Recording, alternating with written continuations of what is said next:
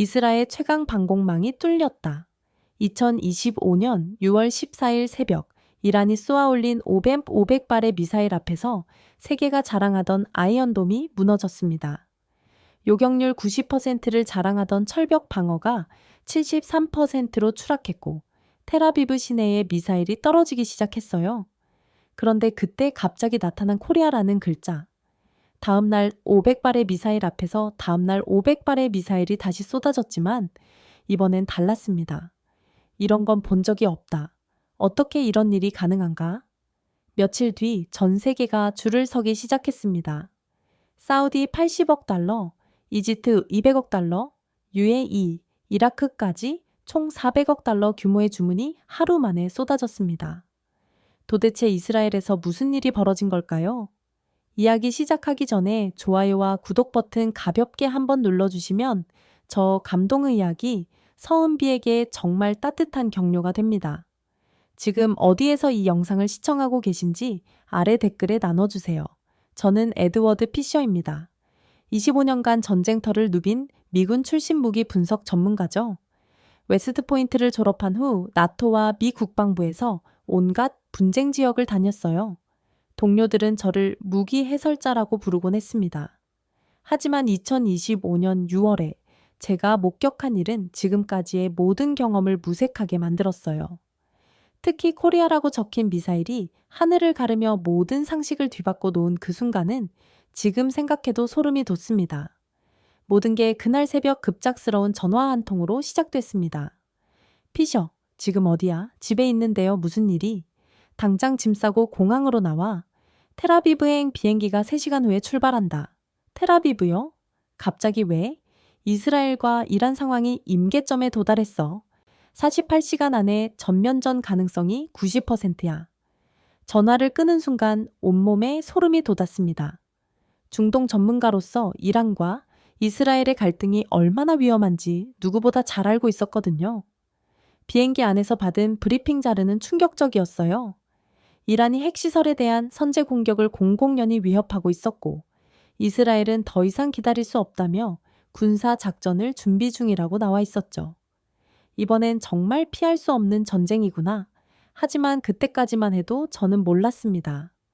이 전쟁이 한국이라는 나라의 진면목을 세계에 알리는 무대가 될 거라는 걸 말이에요. 텔아비브에 도착하자마자 이스라엘 공군 방공사령부로 직행했습니다. 그곳에서 아비세론 대령을 만났어요. 아이언돔 시스템의 총괄 책임자였죠. 피셔 씨 오시느라 고생하셨어요. 상황이 아주 긴박합니다. 구체적으로 어느 정도인가요? 빠르면 내일 새벽 늦어도 모레까지는 전면전이 시작될 겁니다. 아비 대령의 표정에서 심상치 않은 긴장감이 느껴졌어요. 그는 평소 자신감 넘치는 인물로 유명했는데 이날만큼은 달랐습니다. 우리 아이언돔은 세계 최고 수준이에요.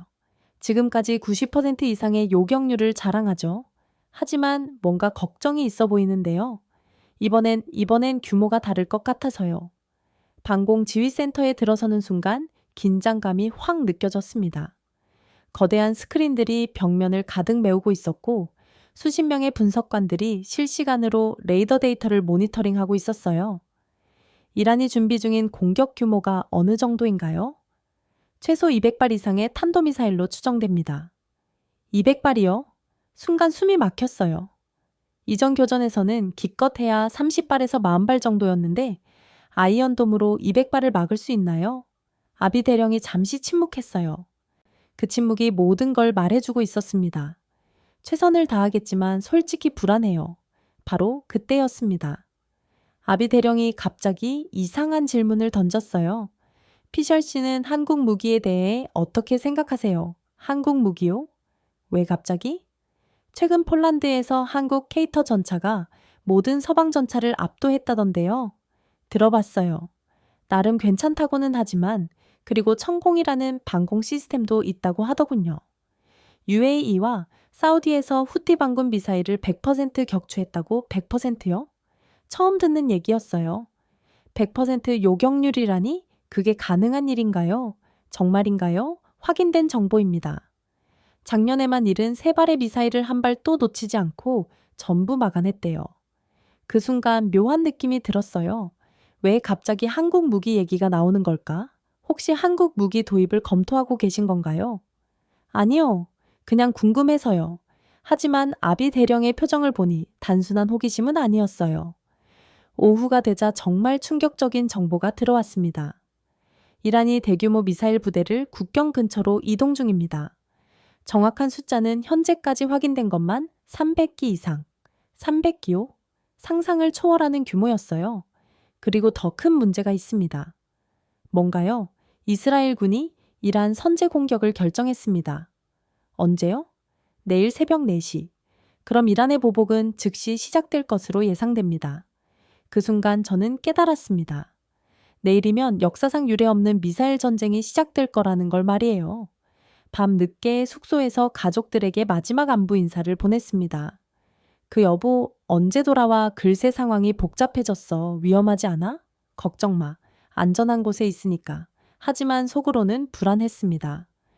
정말 아이언돔만으로 이란의 대규모 공격을 막을 수 있을까? 그리고 한국 무기 천공이라고 했나? 정말 100% 요격률이 가능한 건가? 다음날 새벽 3시 지휘센터로 긴급 호출이 왔습니다. 피셜 씨, 당장 오세요. 무슨 일인가요? 이스라엘 공격이 시작됐어요. 200대 전투기가 이란으로 전화가 끊겼습니다. 급히 옷을 입고 지휘센터로 달려갔어요. 도착하자마자 아비 대령이 저를 붙잡았습니다. 피셜 씨, 큰일 났어요. 뭐가요? 이란이 벌써 방역 준비를 마쳤대요. 얼마나 500발이 넘는 미사일이 발사 대기 중이라고. 500발이요? 그 순간 레이더 요원이 소리쳤습니다. 동쪽에서 다수의 비행체 탐지, 숫자가 얼마나 계속 늘어나고 있습니다. 베이비시바 템퍼 아직도 증가 중. 아비 대령의 얼굴이 창백해졌어요. 이런 규모는 상상도 못했어요. 바로 그때였습니다. 메인 스크린에 충격적인 화면이 나타났어요. 수백 개의 빨간 점들이 이스라엘을 향해 몰려오고 있었거든요. 전부 몇 개죠? 정확한 집계는 최소 700발 이상입니다. 그 순간 저는 직감했습니다. 지금까지의 모든 상식이 무너질 거라는 걸 말이에요. 아이언돔으로 400발을 막을 수 있나요? 아비 대령이 대답하지 못했습니다. 그의 침묵이 모든 걸 말해주고 있었어요. 모든 포대 최대 전투 준비. 지휘센터가 아수라장이 됐습니다. 하지만 정작 제 머릿속에는 어제 들었던 한마디가 계속 맴돌았어요. 천공이라는 방공 시스템 100% 요격률. 설마 그 한국산 무기가 이 절망적인 상황을 바꿀 수 있을까? 그때는 전혀 예상하지 못했습니다. 몇 시간 후 코리아라고 적힌 미사일이 제 인생권을 완전히 뒤바꿔 올 거라는 걸 말이에요. 정미사일, 이스라엘 영공 30분 거리. 운명의 카운트다운이 시작됐습니다. 6월 14일 새벽 3시 30분 그 순간이 왔습니다. 정미사일, 이스라엘 영공 진입. 메인 스크린에 400개가 넘는 빨간 점들이 나타났어요. 마치 붉은 폭풍이 하늘에서 쏟아지는 것 같았습니다. 아이언돔 전 포대 발사. 텔아비브 상공에서 요격 미사일들이 연달아 발사됐습니다. 밤하늘이 하얀 삼광으로 가득 찼죠. 1번 표적 격추, 3번 표적 격추. 처음 10분 동안은 순조로워 보였어요. 아이언돔이 실력을 발휘하는 것 같았습니다. 하지만 곧 현실이 드러났습니다. 18번 표적 요격 실패. 15번, 18번, 보지 1번도 뚫고 있습니다. 뭐가 문제죠? 제가 물었습니다. 너무 많아요. 처리 속도를 넘어섰어요. 아비세론 대령의 목소리에 절망감이 배어 있었어요. 아이언돔의 치명적 한계가 드러나고 있었습니다. 개별 미사일에 대한 요격률은 높았지만 400발이 동시에 물려오니 물리적으로 처리할 수 없었던 거예요. 포대별 상황은 1번 포대 미사일 국가할, 3번 포대도 재장전 필요. 재장전에 얼마나 걸려요? 최소 15분은 그 15분 동안 이란의 미사일들은 계속 날아오고 있었습니다. 텔아비브 시내 착탄, 하이파 항구 지역에도 피해 발생, 예루살렘 외곽 공업지대 화재, 메인 스크린의 붉은 점들이 하나둘씩 지상에 떨어지기 시작했습니다. 각 착탄 지점마다 폭발 표시가 나타났죠. 새벽 4시 첫 번째 공격이 끝났습니다. 참담한 결과였어요. 현재 요격률이 73%입니다. 평소 90%에 비해 크게 떨어진 수치였어요. 피해 상황은 민간인 사상자 매운 6명, 주요 시설 8곳 피해, 아비 대령은 허탈한 표정으로 의자에 주저앉았습니다. 이런 일은 처음이에요. 아이언돔이 이렇게 무력할 줄은 바로 그때였습니다. 갑자기 한참 뭐가 뛰어왔어요. 대령님, 긴급 소식입니다. 뭔가요?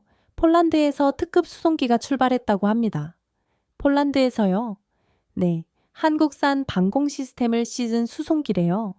저는 어제 나눴던 대화를 떠올렸습니다.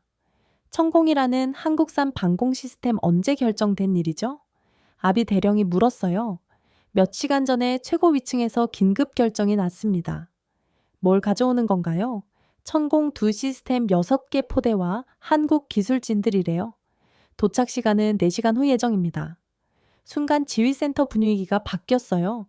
절망적이던 상황에 희미한 희망이 보이기 시작했습니다. 천공이 뭔지 정확히 알아보죠. 제가 말했어요. 자료를 찾아보니 놀라운 내용들이 나왔습니다. UAE에서 후티 반군 미사일 다네이미어 지사발 100% 요격, 사우디에서 2년간 완벽한 방어 성공, 다수 표적 동시 추정 능력, 빠른 재장전 속도. 이게 모두 사실인가요? 확인된 정보입니다. 그 순간 저는 깨달았습니다. 지금까지 한국 무기를 과소평가했다는 걸 말이에요. 오전 8시 벵구리온 공항에 한국 수송기가 착륙했다는 소식이 들려왔습니다. 천공 시스템 하역 시작. 한국 기술진들도 함께 도착. 설치까지 얼마나 걸린다고 하나요? 2시간이면 충분하다고 합니다. 한국 팀의 효율성이 인상적이었어요. 오전 10시 드디어 한국 기술진을 만났습니다. 김도훈 이사라고 자신을 소개한 그는 LIAGNX1 중동 수출 담당이었어요. 생각보다 점프고 자신감 넘치는 모습이었습니다. 상황이 심각하다고 들었습니다. 아이언돔만으로는 한계가 있었어요. 걱정하지 마세요. 천공이 해결해 드릴게요. 그의 목소리에는 흔들림이 없었어요. 천공과 아이언돔의 차이점을 설명해 주세요. 가장 큰 차이는 동시 처리 능력입니다. 김 이사가 자신 있게 설명했습니다. 천공은 한 번에 12개 표적을 동시 추적하고 요격할 수 있어요. 아이언돔은 3개가 한계죠. 300 차이네요. 게다가 콜드론치 방식이라 재장전도 3분이면 끝나요. 아이언돔은 15분 걸리죠. 기술적으로 완전히 다른 차원이었습니다. 실전 경험은 UAE에서 73발, 사우디에서 150미적발을 100% 격추했습니다. 단 한 발도 놓친 적이 없어요. 정말 100%인가요? 네, 우리는 완벽주의자입니다. 김 이사의 말에는 한국인 특유의 자부심이 묻어났어요. 정오쯤 천공 시스템 설치가 완료됐다는 보고가 들어왔어요. 텔아비브 북쪽에 1포대 배치 완료, 하이파 지역에 2포대 설치 완료, 예루살렘 외곽에도 1포대 추가. 한국 기술진들의 작업 속도는 정말 놀라웠어요. 마치 레고블록 조립하듯 척척 진행됐습니다. 어떻게 이렇게 빨리 설치할 수 있나요? 아비 대령이 감탄했어요. 표준화된 모듈 설계 덕분입니다. 어떤 지형에서도 2시간 안에 설치 가능해요. 대단하네요. 이런 건 기본이에요. 한국인들의 겸손하면서도 당당한 자신감이 인상적이었어요. 오후 1시, 마침 천공의 첫 실전 기회가 왔습니다. 동쪽에서 미사일 탐지. 이번에는 신발 정도의 중간 규모 공격이었어요. 천공 시스템 교전 준비. 김도훈 이사가 이스라엘 운영병들에게 설명했습니다. 지켜보세요. 천공의 진짜 실력을 보여드리겠습니다. 메인 스크린에 천공 시스템의 레이더 화면이 나타났어요. 아이언돔과는 차원이 달랐습니다. 훨씬 더 선명하고 정밀했죠. 표적 신계 전부 포착, 분류 완료, 탄도미사일 35발, 순항미사일 15발, 위협도 분석 완료, 우선순위 설정, 인공지능이 실시간으로 상황을 분석하고 있었어요. 1차 교전 시작.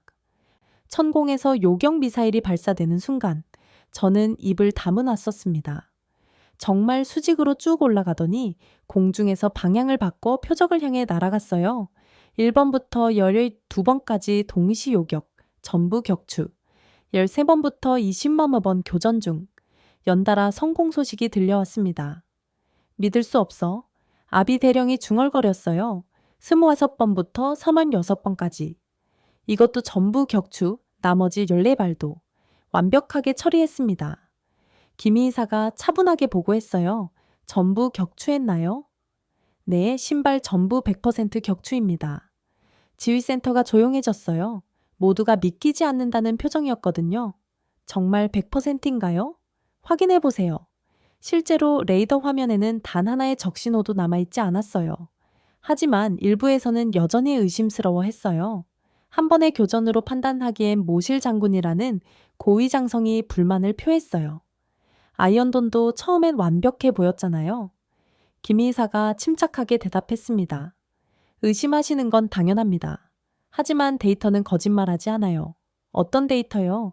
모든 교전 과정이 실시간으로 기록됩니다. 추적 정확도부터 요격 확률까지 투명하게 공개돼요.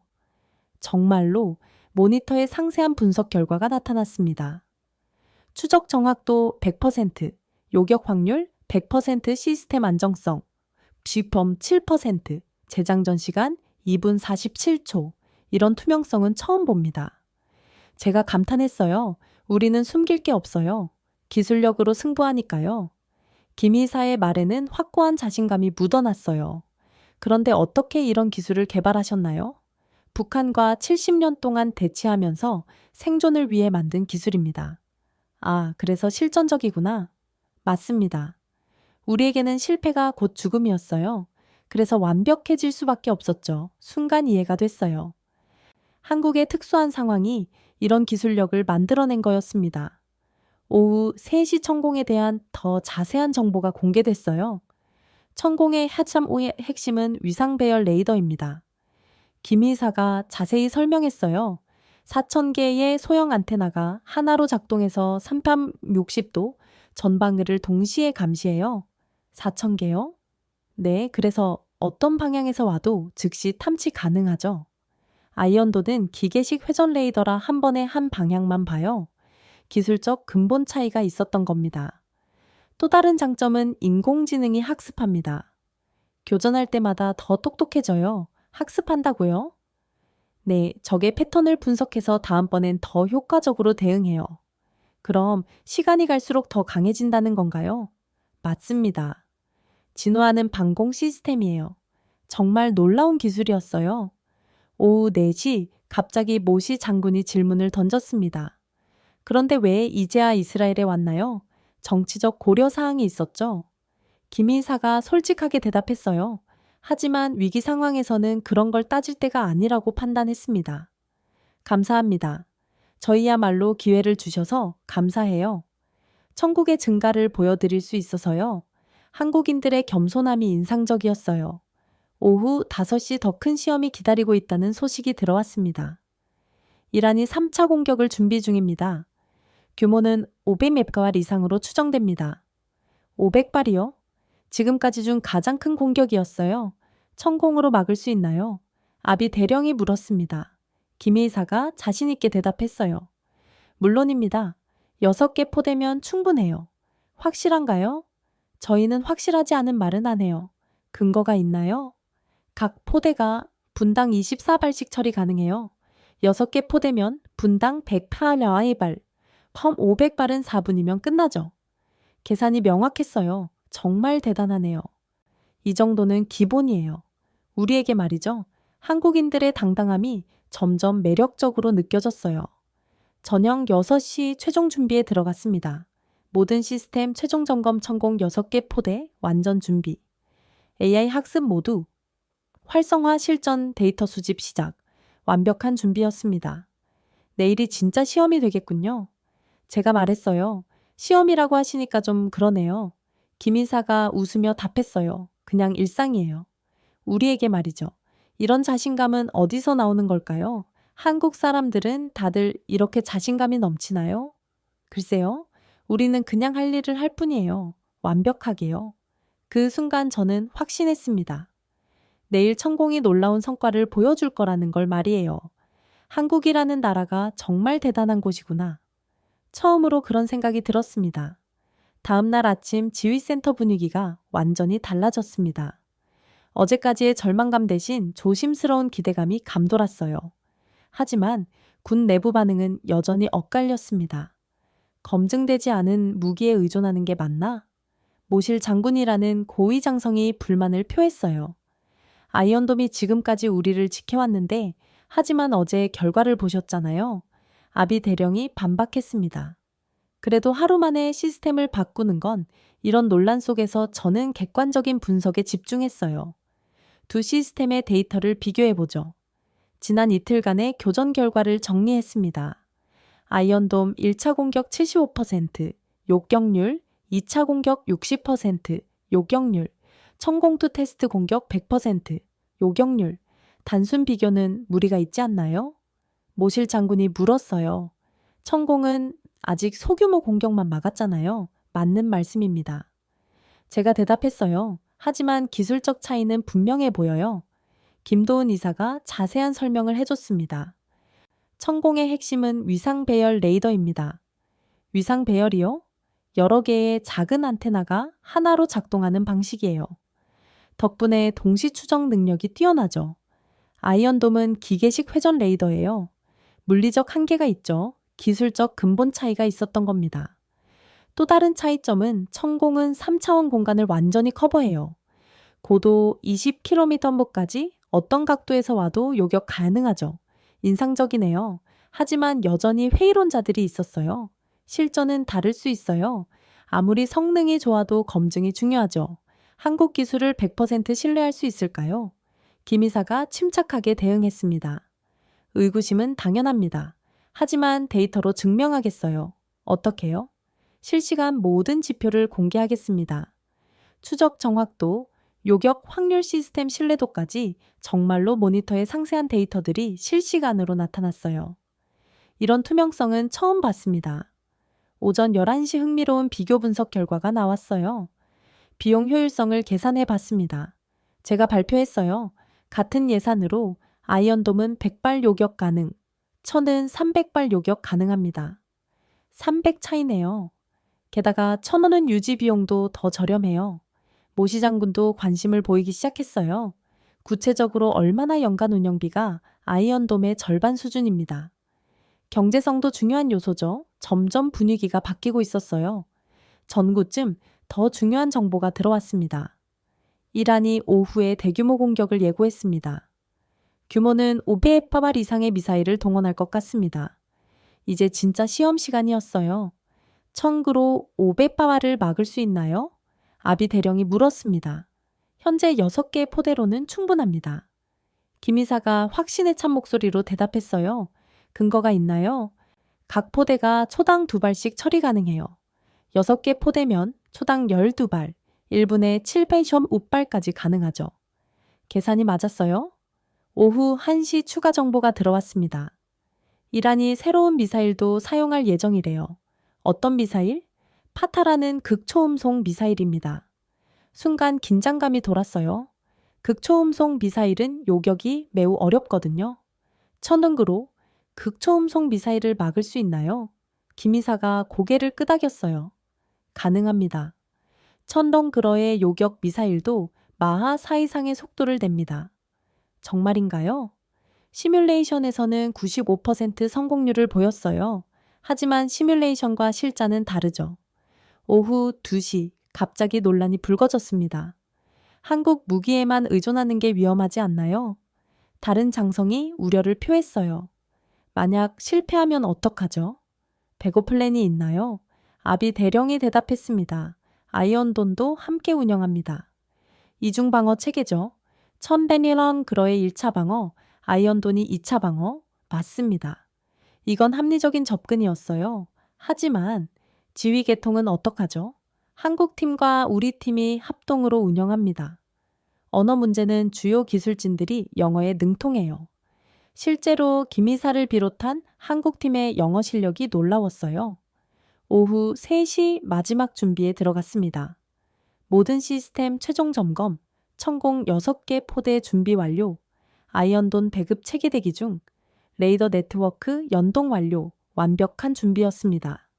이번이 진짜 시험이 되겠군요. 제가 말했어요. 네, 천공의 증가를 보여드리겠습니다. 김이사가 답했어요. 오후 4시 드디어 경보가 울렸습니다. 1.2스타일 발사 확인. 숫자는 계속 증가하고 있습니다. 2003 하나를 낼게 500바발이 확실한가요? 네, 지금까지 중 최대 규모입니다. 이제 한국 무기의 짐자 실력을 볼 시간이었어요. 천공 시스템 전체 가동. 김이사가 명령했습니다. 과연 천공이 이 거대한 도전을 감당할 수 있을까? 지휘센터 모든 사람들의 시선이 메인 스크린에 집중됐어요. 운명의 순간이 다가오고 있었습니다. 오후 4시 30분, 오베파우스포바리 잠태 미사일이 이스라엘을 향해 날아오고 있었습니다. 하지만 이번에는 뭔가 달랐어요. 지휘센터의 절망감 대신 차분한 긴장감이 흘렸거든요. 천공 시스템, 모든 포대 교전 준비. 메인 스크린에 천공의 레이더 화면이 나타났어요. 수백 개의 붉은 점들이 동시에 추적되고 있었습니다. 표적 500배 전부 포착. 분류 완료. 탄도미사일 300발, 순항미사일 150발, 드론 50기. 천홍공의 인공지능이 실시간으로 위협을 분석하고 있었어요. 우선순위 설정 완료. 1차 교전 시작. 천공포대들에서 요격 미사일들이 일제히 발사되기 시작했습니다. 1번부터 12번까지 동시 욕격. 김도훈 이사의 목소리가 지휘센터에 울려 퍼졌어요. 전부 격추. 13번부터 15번도 격추. 진피암이 저번부터 연달아 성공 소식이 들려왔습니다. 저는 믿을 수 없었어요. 이렇게 대규모 공격을 실시간으로 막아내다니 현재 요격률은 98%입니다. 98%요? 아비샤론 대령이 놀란 표정으로 물었어요. 네, 500포목발 중 490발을 격추했습니다. 하지만 아직 끝나지 않았어요. 뚫고 온 10발은 아이언돔이 처리 중입니다. 2차 방어 체계가 작동한 거죠. 아이언돔도 전부 성공. 100% 방어 달성. 그 순간 지휘센터가 조용해졌어요. 모두가 믿기지 않는다는 표정이었습니다. 500발의 미사일을 한 발 또 놓치지 않고 전부 막아낸 거였어요. 이런 일이 가능한가요? 모실 장군이 물었습니다. 천공 시스템의 실력입니다. 김이사가 차분하게 대답했어요. 하지만 더 놀라운 일이 기다리고 있었습니다. 오후 6시 갑자기 긴급 소식이 들어왔어요. 폴란드에서 특급 수송기가 출발했습니다. 또 천공인가요? 아니요. 이번엔 K2 전차입니다. 전차요? 저는 깜짝 놀랐어요. 방공 미사일도 모자라 이제 전차까지. 왜 갑자기 전차를? 아비 대령이 설명해 줬어요. 이란이 지상군 침공을 시사했습니다. 지상군이요? 레바논을 통해 헤지보라 함께 침공할 가능성이 높아요. 상황이 더 복잡해지고 있었어요. K2 전차의 성능은 어떤가요? 김이사가 자랑스럽게 설명했습니다. 세계 최고 수준의 3.5세대 전차예요. 구체적으로는 120주포 1000본 마력, 엔진 최고 시속 70팩키림. 스펙만 들어도 인상적이었어요. 실전 경험은 폴란드에서 나토 합동훈련 때 모든 서방 전차를 압도했어요. 정말인가요? 4km 거리에서 100% 명중률을 기록했습니다. 이것도 놀라운 성능이었어요. 다음 날 새벽 K수 전차들이 도착했습니다. 벵구리온 공항에 수송기 착륙, K2 전차 12대 하역 중, 예루살렘 외곽 배치 예정, 또 다른 한국 기술진들이 함께 왔어요. 안녕하세요. 박철민 현대로템 해외 사업팀장입니다. K2 전차에 대해 설명해 주세요. 박 팀장의 설명은 정말 흥미로웠어요. K2는 능동형 방어 시스템을 갖춘 최신 전차입니다. 능동형 방어 시스템이요. 적 대전차 미사일을 자동으로 탐지해서 요격하는 시스템이에요. 우크라이나 전쟁 교훈을 반영한 거군요. 맞습니다. 드론 공격에도 대응할 수 있어요. 기술력이 정말 인상적이었어요. 오전 10시 K2 전차의 첫 시험이 있었습니다. 예루살렘 외곽 훈련장에서 사격 테스트를 진행했어요. 표적까지 거리 4km. 한국에서는 이 거리에서 테스트한 적이 없다고. 네, 한국 훈련장이 3km가 최대거든요. 그럼에도 불구하고 결과는 놀라웠습니다. 첫 발 명중, 두 번째도 명중, 세 번째 완벽한 명중. 세 발 모두 4km의 표적을 정확히 맞췄어요. 이스라엘 전차병들도 깜짝 놀랐습니다. 아비 대령이 말했어요. 왜요? 우리 메르카바 전차도 이 정도 정확도는 어려워요. 한국 기술력에 대한 인식이 완전히 바뀌고 있었어요. 오후 2시 더 놀라운 테스트가 있었습니다. 험지 주행 테스트를 해보겠습니다. 이스라엘 특유의 험한 산악지대에서 테스트했어요. 60도 경사면도 올라갑니다. 유아편 수장치 덕분에 안정성이 뛰어나요. 어떤 지형에서도 사격이 가능해요. 이스라엘 전차병들이 감탄했습니다. 우리도 이런 전차가 있으면 메르카바보다 나은 것 같은데 평가가 완전히 달라졌어요. 오후 4시 갑자기 실전 기회가 왔습니다. 레바논 국경에서 헤지볼라 전차 부대 접근. 규모는 티시메비 전차 약 20대 K2로 대응 가능한가요? 박 팀장이 자신 있게 대답했어요. 충분합니다. 국경 지역으로 K2 전차 6대가 출동했습니다. 교전 시작 K2의 화력 제어 시스템이 작동했어요. 적전차 포착, 거리 3.15km 말사 첫 번째 T-72가 격파됐습니다. 두 번째 표적, 말사 또 명중이었어요. 30분 만에 헤지볼라 전차 부대를 완전히 무력화시켰습니다. K2 전차 무선실, 적전차 20대 전부 격파, 완벽한 승리였어요. 이런 압도적인 성능은 처음 봅니다. 이스라엘 기갑 사령관이 말했어요. K2의 기본 성능입니다. 박 팀장이 겸손하게 답했어요. 저녁이 되자 더 놀라운 소식이 들어왔습니다. K2 자주포도 오고 있대요. K2 자주포요? 네, 이란의 후방 기지를 타격하기 위해서래요. 한국 무기의 총집합이 시작되고 있었어요. K2의 성능은 최대 사거리 50km, 분당 6발 사격 가능해요. 54km면 이란 국경까지 닿겠는데요. 맞습니다. 국경 너머 이란 기지도 타격 가능해요. 한국 무기들이 중동 전장의 판도를 완전히 바꾸고 있었습니다. 밤 늦게 전체 상황을 정리했어요. 첫날에 처음 500발 중 살개모 90발 격추, 98% 요격률, K2 전차 20대적 전차 전멸, 아분 무선실, K2 자주폰 내일 도착 예정. 이 정도면 게임 체인저가 확실하네요. 제가 말했어요. 한국 무기의 진짜 실력을 보셨죠? 김 이사가 웃으며 답했어요. 이제 저도 완전히 믿게 됐습니다. 한국이 정말 세계 최고 수준의 무기를 만든다는 걸 말이에요. 6월 18일 새벽, 이란이 마지막 총공세를 준비하고 있다는 정보가 들어왔습니다. 이번엔 정말 올인이래요. 어느 정도 규모인가요? 지상, 공중, 바다에서 동시 공격할 예정입니다. 이란의 모든 전력을 동원한 최후의 공격이었어요. 미사일은 몇 발? 800발 이상으로 추정됩니다. 800발이요? 지금까지 중 가장 큰 규모였어요. 지상군도 움직이고 있나요? 레바논은 시리아 요단강 서안에서 동시 침공 예정이래요. 해상에서는 페르시아만에서 고속정들이 출발했다고 해요. 삼면에서 동시 공격하는 전면전이었습니다. 오전 8시 한국에서 추가 지원이 도착했어요. K9 자주 포 8문 배치 완료. K23 봉콩구 천무 다연장 로켓 또 함께 왔습니다. 천무요? 김도훈 이사가 설명해줬어요. 최대 사거리 290km의 정밀 타격 무기입니다. 209km면 이란 본토 깊숙이까지 타격 가능해요. 한국 무기의 전시장이 되고 있었어요. 오전 10시 총공격이 시작됐습니다. 이란 전역에서 미사일 발사, 숫자가 900발을 넘어섰습니다. 900발이요? 상상을 초월하는 규모였어요.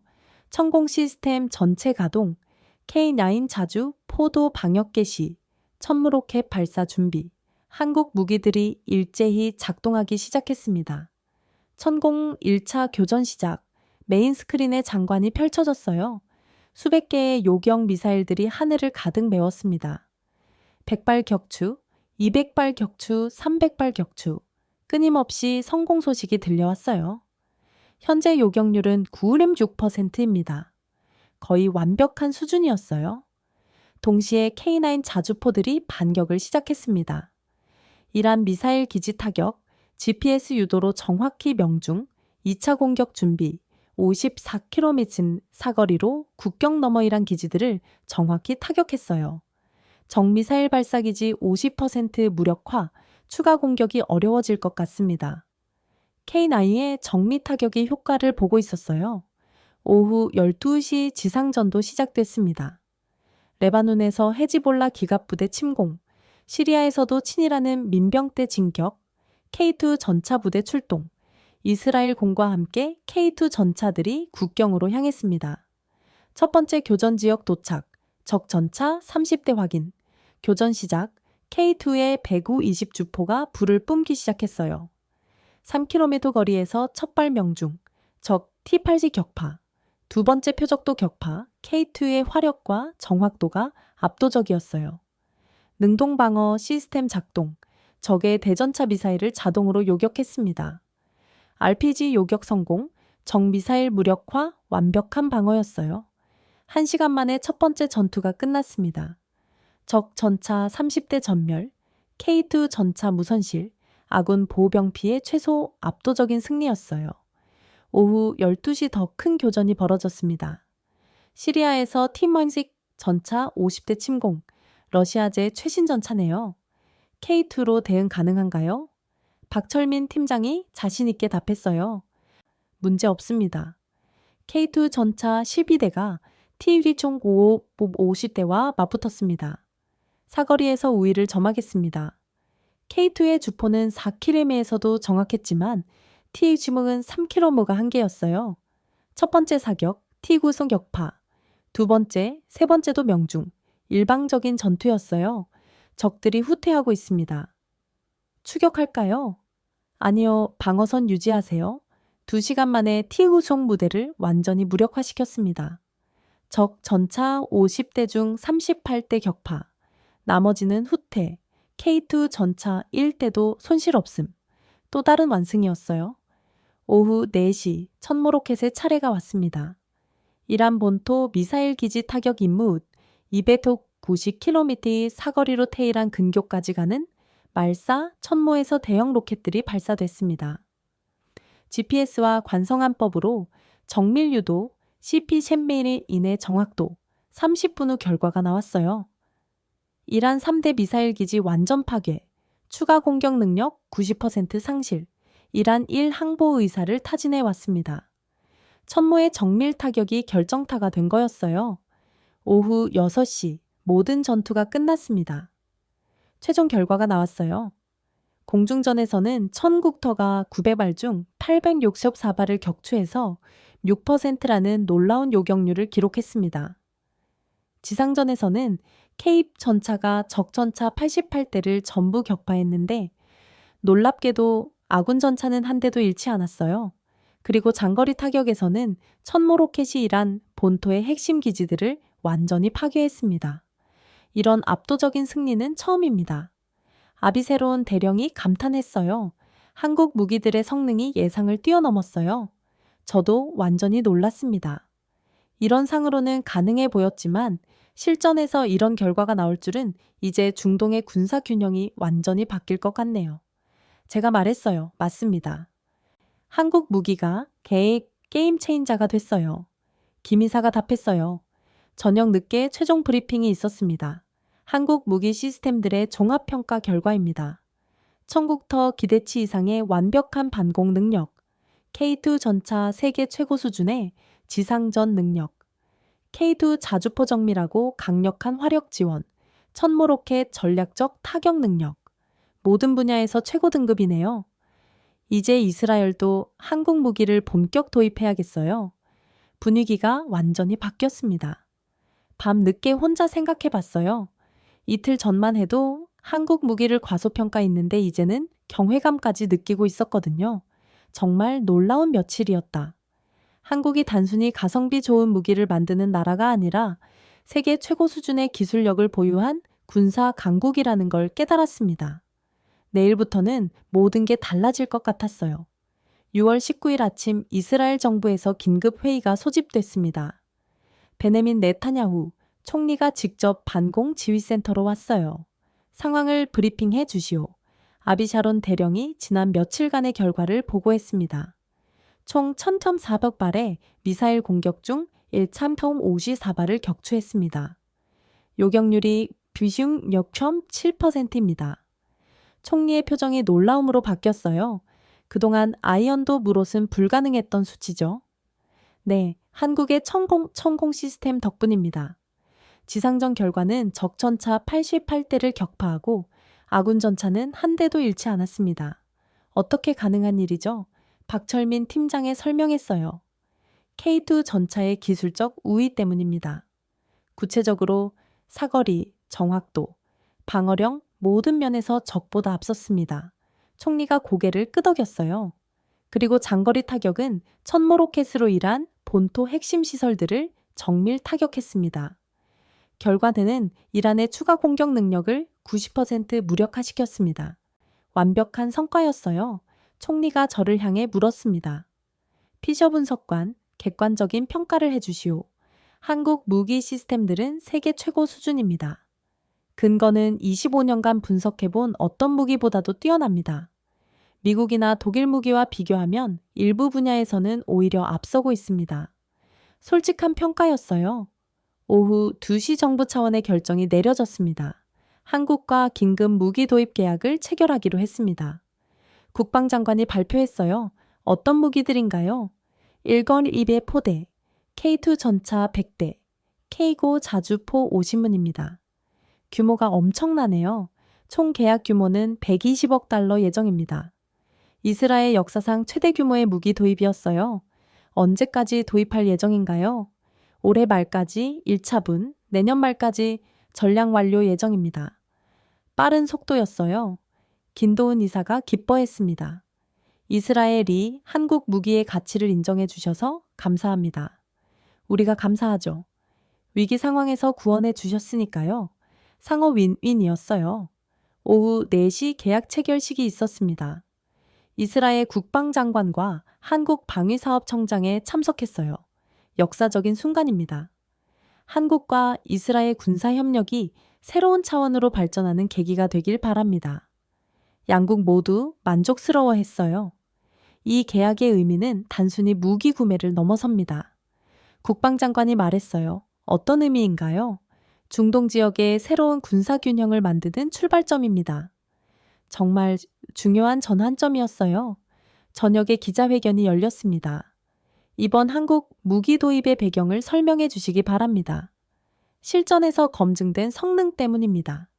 구체적인 성과는 무슨 6.7%의 미사일 요격률, 100% 지상전 승률을 기록했습니다. 기자들이 놀란 표정이었어요. 기존 아이언돔과 비교하면 대규모 공격에 대한 대응 능력이 월등히 뛰어납니다. 비용 효율성은 같은 예산으로 300만 원 방어가 가능합니다. 다른 중동 국가들도 관심을 보이고 있나요? 여러 국가에서 문의가 들어오고 있습니다. 한국 무기에 대한 관심이 폭발적으로 증가하고 있었어요. 밤 늦게 비공식 모임이 있었습니다. 이스라엘군 고위 장성들과 한국 기술진들이 함께했어요. 솔직히 처음엔 반신반의했습니다. 모제 장군이 고백했어요. 당연한 반응이었죠. 김 이사가 이해한다는 표정으로 답했어요. 하지만 이제는 완전히 인정합니다. 앞으로도 좋은 협력 관계를 유지했으면 합니다. 물론입니다. 이스라엘은 이제 한국의 중요한 파트너예요. 새로운 관계가 시작되고 있었어요. 한 가지 궁금한 게 있습니다. 아비 대령이 물었어요. 뭔가요? 한국이 이렇게 짧은 시간에 어떻게 이런 기술력을 갖췄는지 끊임없는 연구 개발과 실전 피드백 덕분입니다. 실전 피드백이요? 북한과의 대치 상황에서 계속 개선해 왔거든요. 아, 그래서 실전적인 무기가 나온 거군요. 이해가 됐어요. 그리고 후발주자의 장점도 있었어요. 어떤 장점이요? 기존 무기들의 단점을 분석해서 개선된 무기를 만들 수 있었죠. 그래서 이렇게 완성도가 높구나. 한국 무기 개발의 비밀을 알게 됐어요. 자정이 넘어서 마지막 브리핑이 있었습니다. 이번 사건이 중동에 미칠 영향을 예측해 보겠습니다. 제가 분석 결과를 발표했어요. 첫째, 이란의 미사일 위협이 크게 감소할 것입니다. 둘째, 주변국들이 한국 무기 도입을 검토할 것입니다. 셋째, 중동의 군사 균형이 한국 중심으로 재편될 것입니다. 중요한 변화들이었어요. 한국이 중동 군사 시장의 새로운 플레이어가 됐네요. 맞습니다. 이제 미국, 러시아와 함께 3강 구도가 될 것 같아요. 한국의 위상이 완전히 달라진 거였어요. 새벽 1시 모든 일정이 끝났습니다. 혼자 숙소로 돌아가며 생각했어요. 일주일 전만 해도 한국은 그저 가성비 좋은 무기를 만드는 나라였는데 이제는 세계 최고 수준의 무기를 만드는 나라가 됐어요. 제 인생에서 이렇게 극적인 인식 변화를 경험한 건 처음이었습니다. 내일부터 중동이 어떻게 변할지 정말 궁금해졌어요. 6월 20일 한국 무기의 성과가 전 세계로 퍼져나갔습니다. 시에는 BBC 알자지라 등 주요 언론들이 일제히 보도했어요. 한국 무기가 중동 전쟁의 판도를 바꿨다. 이스라엘을 구한 것은 한국산 무기였다. 아이언돔을 뛰어넘은 천국의 기적, 전 세계가 주목하고 있었어요. 오전 10시 첫 번째 연락이 왔습니다. 사우디아라비아였어요. 천공 시스템 추가 도입을 검토하고 싶습니다. 사우디는 이미 천공을 보유하고 있었지만 이번 실전 성과를 보고 추가 구매를 결정한 거예요. 어느 정도 규모를 생각하고 계신가요? 20개 포대 정도입니다. 그리고 K2 전차와 K2 자주포도 함께 검토하고 싶어요. 종합 패키지로 도입하시겠다는 건가요? 네, 한국 무기의 상호 운영성이 뛰어나다고 들었거든요. 계약 규모만 80억 달러에 달을어요. 정오쯤 두 번째 연락이 왔습니다. 이번엔 유의에 이었어요. K2 전차 도입을 진지하게 검토하고 있습니다. 이번 이스라엘 실전 결과를 보고 확신이 섰어요. UAE는 이미 천공을 운영 중이었는데 이제 전차까지 한국산으로 바꾸겠다는 거였죠. 100대 정도 생각하고 있어요. 60억 달러 규모의 또 다른 대형 계약이었어요. 오후 2시 더 놀라운 소식이 들어왔습니다. 이라크에서 공식 문의가 온 거예요. 천공과 K2 자주포를 패키지로 도입하고 싶습니다. 이라크는 이란과 국경을 맞대고 있어서 방공 능력이 절실했어요. 천공 8개 포대 K2 자주포 48문을 생각하고 있어요. 대략 35억 달러 정도 될 것 같네요. 세 번째 대형 계약이었습니다. 오후 4시 요단에서도 연락이 왔어요. K2 전차와 천공에 관심이 있습니다. 시리아의 위협 때문에 방어력을 강화하고 싶어요. 25억 달러 규모의 네 번째 계약이었죠. 중동 전체가 한국 무기에 관심을 보이고 있었어요. 저녁에 김도훈 이사와 대화를 나눴어요. 이렇게 폭발적인 관심은 예상하셨나요? 어느 정도는 예상했지만 이 정도일 줄은 한국 방산 업체들이 총동원될 것 같아요. 생산 능력으로 대응할 수 있나요? 하나, 현대로템, LIEGNX1 모두 증산 체제에 들어갔어요. 기존 대비 3배 정도는 가능할 것 같아요. 밤 10시 가장 큰 뉴스가 터졌습니다. 이집트에서 정식 제안이 온 거예요. 종합 방산 패키지를 도입하고 싶습니다. 어떤 구성인가요? 천공, K2, K2 천머터모까지 모든 항공 무기를 원합니다. 이집트군을 한국 무기 중심으로 재편하겠어요. 계약 규모는 200억 달러를 생각하고 있습니다. 숨이 멎을 정도의 규모였어요. 하루 만에 총 400억 달러 규모의 잠재 계약이 들어온 거였습니다. 이건 한국 방산 역사상 최대 규모네요. 제가 말했어요. 맞습니다. 하루 만에 이런 일이 일어나다니 김 이사도 놀란 표정이었어요. 다음 날 아침엔 더 많은 국가들에서 연락이 왔어요. 폴란드에서는 천공도 추가 도입하고 싶다고 했고 핀란드는 K2 전차 테스트 해보고 싶다고 연락했어요. 노르웨이도 K2 자주포 추가 주문 예정이라고 알려왔죠. 유럽에서도 관심이 확산되고 있었어요. 한국이 정말 글로벌 방산 강국이 됐네요. 이제 미국, 러시아와 어깨를 나란히 하는 수준이에요. 위상이 완전히 달라졌어요. 오후에 전체 브리핑이 있었습니다. 한국 무기의 중동 진출 현황을 정리해 보겠습니다. 기존에 이미 체결된 계약들만 해도 엄청났어요. UAE의 천공 35억 달러지를 2022년에 팔았고 사우디에는 2024년에 43억 달러 이라크에도 같은 해 35억 달러를 수출했거든요. 그런데 이번에 새로 들어온 계약들은 그것보다 훨씬 컸어요. 이스라엘만 120억 달러, 이집트가 200억 달러, 기타 국가들까지 합치면 200억 달러 더 총 634억 달러 규모였어요. 한국이 중동 방산 시장의 절반 이상을 차지하게 되는군요. 맞습니다. 완전한 게임 체인저예요. 다른 나라들 반응은 어떤가요? 미국과 러시아가 긴장하고 있어요. 독일과 프랑스도 마찬가지고요. 기존 방산 강국들이 위기감을 느끼고 있었어요. 저녁에 마지막 인터뷰를 했습니다. 피셔 분석관님, 일주일 전과 지금의 생각이 어떻게 달라졌나요? 완전히 바뀌었습니다. 한국을 단순히 가성비 좋은 무기를 만드는 나라로 봤는데, 이제는 세계 최고 수준의 무기를 만드는 나라로 인정해요. 가장 인상적이었던 점은 실전 성능이 이론치를 뛰어넘었다는 점이에요.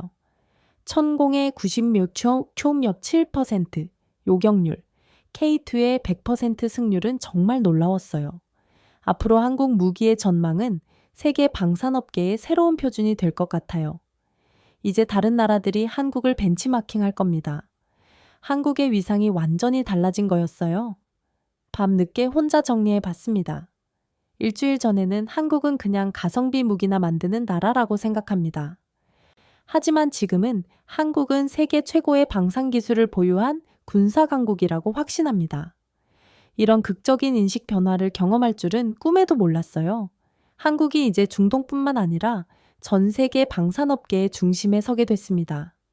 하루 만에 400억 달러, 전체적으로는 600억 달러가 넘는 계약들. 이건 정말 역사적인 변화였어요.